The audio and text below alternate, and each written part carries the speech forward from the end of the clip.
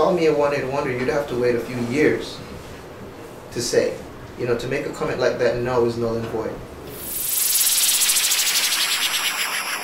Watch out, boom shot. You tell him say there's a make the weight and murmur now. So this one is sure shot. Him can't stop. Boom shots. Boom shots.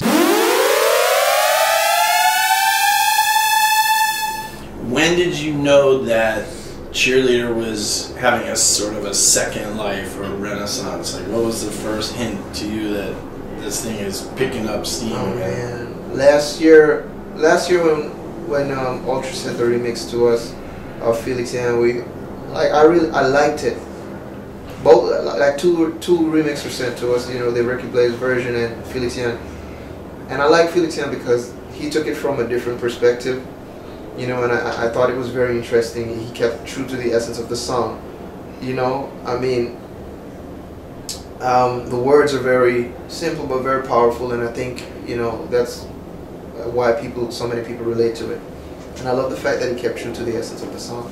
So when he sent that, I already had this feeling, this gut feeling, that this is going to appeal to like a wider, you know, audience. And Sweden took on, you know, it started going platinum in Sweden, and I was like, wow. So that was the first. That was the first. I mean, that was such an amazing experience. You know, and then in the European countries, it started spreading like wildfire. I mean, a lot of people started, you know, knowing the song and started to associate the song with my face and, you know, my name. Well, my face was last, you know, because I could still walk on the street and a lot of people wouldn't know it was me, you know, but they started to associate the song with the name and, you know, started giving the respect, and I was like, wow, this is amazing. You know, and then over to the US, you know, in Canada, and here we are today celebrating a major success, man. Big time. Where were you when you heard that you had the #1 pop song in America? I was here doing promo. I was actually at an interview, and it was just something else to talk about in the interview, you know, because it happened. It was I mean, an interviewer, you know, predicted it before that, and then it actually happened. You know, I got a call that Billboard, you know, is saying that Cheerleader is the song of the summer, and I was like, wow, this is major. And then we were 6 weeks on the charts, so it was like, wow. Everything started happening.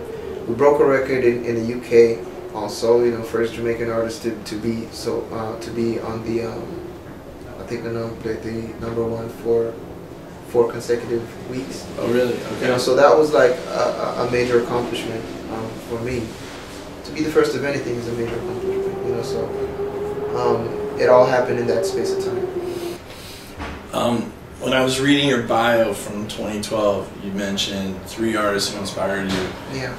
Nat King Cole, Yes. John Legend, and Tanya Stephens. Yes. Could you just speak on why each of them I is know, important to it you? seems like such a weird mix, but it just goes to show you that as an artist, you should not limit your creativity, because you draw inspiration from just about anywhere. You know, as long as it's within the realm of music and what I do, you know, there's no limitations. I mean, I'm gonna solicit something from this conversation at the end of it if I so please, you know, because it is within the arts, you know. So me having like different people who I admire, like from different genres, and just, you know, it is not weird or unusual for an artist, you know, composer of music and a creative person.